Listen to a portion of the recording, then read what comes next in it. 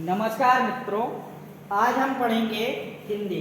और हिंदी उत्तर प्रदेश पुलिस के लिए स्पेशल हिंदी में आज हम पढ़ेंगे अलंकार। अलंकार किसे कहते हैं, अलंकारों का उपयोग कहाँ किया जाता है। तो अलंकार अलंकार दो शब्दों से मिलकर बना है, अलम धन कार। ठीक है, अलम का अर्थ है सजावट और कार यहाँ धारण करने को उद्धृत करता है ना।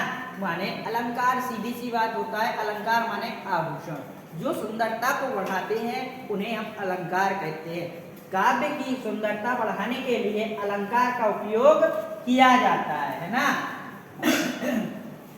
अलंकार को समझने के लिए हमने एक छोटी सी कविता बनाई है जिसके माध्यम से हम अलंकारों को आसानी से पहचान सकते हैं कि किस काव्य में किस अलंकार का उपयोग किया गया है। देखिए जैसे लिखा हुआ है, बारे बारे के वर्ण जो आए अनुप्रास की भाषा, आर्य यमक में जोड़ा आकर अलग अर्थ बतलाता, आर्य श्लेष में एक शब्द के अर्थ अनेकों भाई, अतिशयोक्ति में बढ़ा चढ़ा कर छोटी बात बताई, चरण कमल एक रूप मान कर रूपक की परिभाषा, सासी से समसरिस मान लो उपमा जी की भाषा,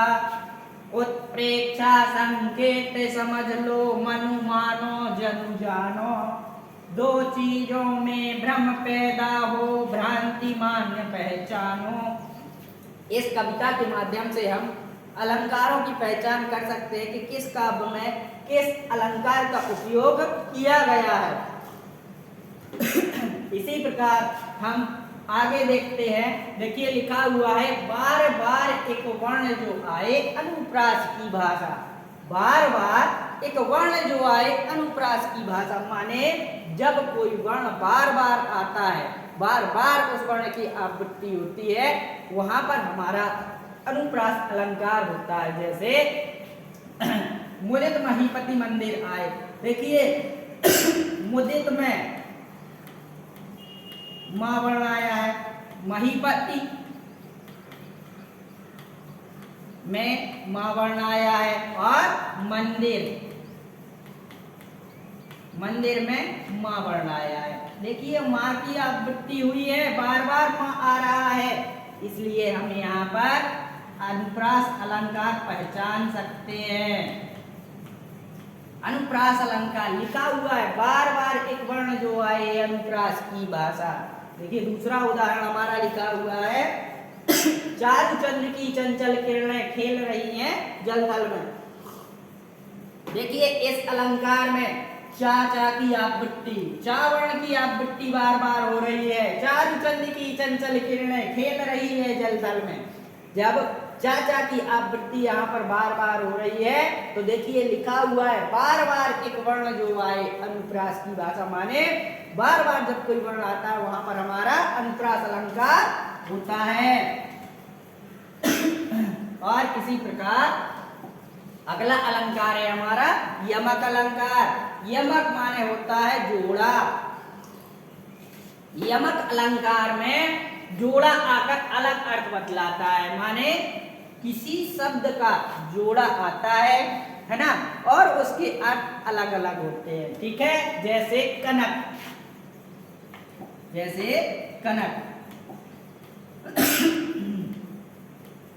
कनक का जोड़ा आया है।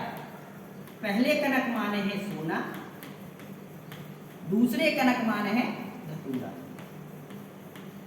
ठीक, कनक कनक के सौ गुने माने सोने की जो मादकता है वो धतूरे से कहीं ज्यादा अधिक है ना। बा खाए बोराए जाए। धतूरे को तो खाने से आदमी पागलपन का शिकार हो जाता है, और वह पाए बोराए माने सोने को तो मात्र पा लेने से, अमीरी आ जाने से वह आदमी पागलपन का शिकार हो जाता है। दूसरा हमारा उदाहरण लिखा हुआ है, तीन बेर खाती थी वह तीन बेर खाती है। देखिए बेर शब्द आया है, बेर जोड़ा आया है, बेर से एक अर्थ हो गया है फल, जो पेड़ में उगता है, और एक बेर से आशय है समय। माने समय, सुबह का समय, दोपहर का समय और शाम का समय। वो 3 बेर खाती थी, 3 समय, सुबह दोपहर शाम 3 बेर खाती थी, है ना।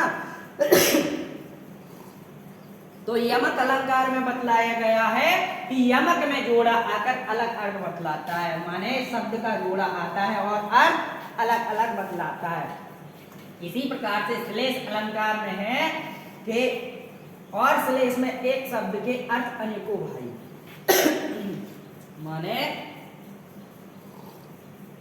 श्लेष अलंकार में शब्द एक होता है, कई बार आता है और उसके अर्थ अनेकों होते हैं। जैसे रहीमन पानी राखिए बिन पानी सब सून, पानी गए ना उबरे मोती मानस चून। देखिए यहाँ पर पानी शब्द आया, ठीक है। पानी का अर्थ तीनों के लिए अलग है, मोती के लिए अलग है, मानस के लिए अलग है और चून के लिए अलग है। जैसे मोती के लिए, मोती के लिए चमक से, पानी का अर्थ चमक से है। और मानस के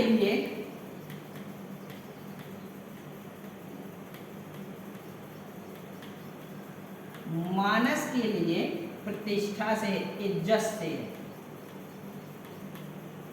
और चून के लिए जल से, ठीक ना। और हमारा अगला उदाहरण है सुबरन को ढूंढत फिरत कवि व्याभिचारी और। माने सुंदर वर्ण, सुंदर वस्तु, सुंदर काव्य को कवि को क्या चाहिए होता है? कवि किसको ढूंढता है? कवि साहित्य का कार्य करता है, कविताओं को लिखने का कार्य करता है। तो कवि सुंदर साहित्य को ढूंढता है, व्याभिचारी माने घूमने फिरने वाला व्यक्ति, सुंदर व्यक्ति को ढूंढता है, और चोर सुंदर वस्तु को ढूंढता है। और इसी प्रकार से हमारा अगला अलंकार है अतिशयोक्ति। अतिशयोक्ति में बढ़ा चढ़ाकर छोटी बात बताई, माने अतिशयोक्ति अलंकार में छोटी बात को बढ़ा चढ़ाकर बतलाया जाता है। जैसे हनुमान की पूंछ में लगन ना पाई आग, लंका सिगरी जल गई गए निशाचर भाग। हनुमान की पूंछ में, ठीक है, हनुमान की पूंछ में लगन ना पाई आग, माने हनुमान जी की पूंछ में आग ना लग पाई, आग भी ना लग पाई और लंका पूरी जल गई और निशाचर राक्षस भाग गए, है ना।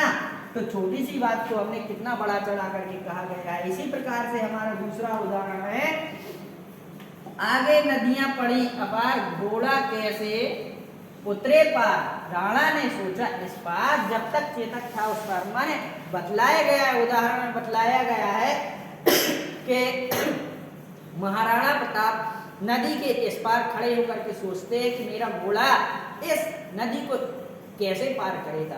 और सोचते सोचते महाराणा प्रताप का जो घोड़ा था चेतक, ठीक है, वो सोचते सोचते ही माने महाराणा प्रताप यहाँ सोच नहीं पाते और वो नदी को पार कर देता है। छोटी सी बात को कितना बड़ा चढ़ा करके कहा गया है।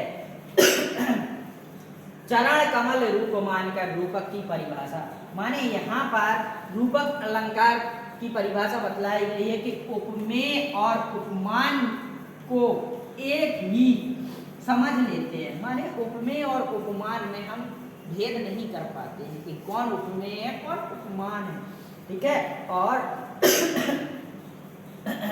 जैसे बतलाया गया है चरण कमल बंदो हरि राय, चरणों को किसकी संज्ञा दे दी गई है? कमल की संज्ञा दे दी है, चरणों को कमल मान दिया गया है ना।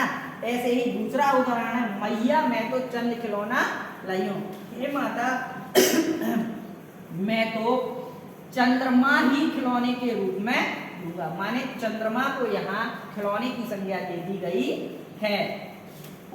इसी प्रकार से हमारा अगला अलंकार है सासी से समसरिस मान लो उपमा जी की भाषा, माने ये वर्ण सा सा सी से सम सरिस, जहां पर सा सी से सम सरिस वर्ण आए वहां पर उपमा अलंकार होता है। सा सी से सम सरिस मान लो उपमा जी की भाषा, माने जहां पर सा सी से सम सरिस आदि शब्द आते हैं, वहां पर उपमा अलंकार होता है। जैसे उदाहरण में लिखा हुआ है पीपर पात सरिस मंडोला। देखिए सरिस शब्द आया है, तो यहाँ पे कौन सा अलंकार होगा? उपमा अलंकार होगा। मुख चंद्रमा सा सुंदर, देखिए सा आया है, तो कौन सा अलंकार होगा? उपमा। देखिए तीसरा उदाहरण नील गगन सा वर्ण आया है, कौन सा अलंकार होगा हमारा? उपमा। माने सासी से सम सरिस मान लो उपमा जी की भाषा। जहां पर सासी से सम सरिस वर्ण आए वहां पर हमारा उपमा अलंकार होता है। अगला अलंकार लिखा हुआ है उत्प्रेक्षा संकेत समझ लो मनु मानो जनु जानो। माने उत्प्रेक्षा अलंकार में जहां पर मनु मानो जनु जानो आदि शब्द आते हैं, कौन कौन से?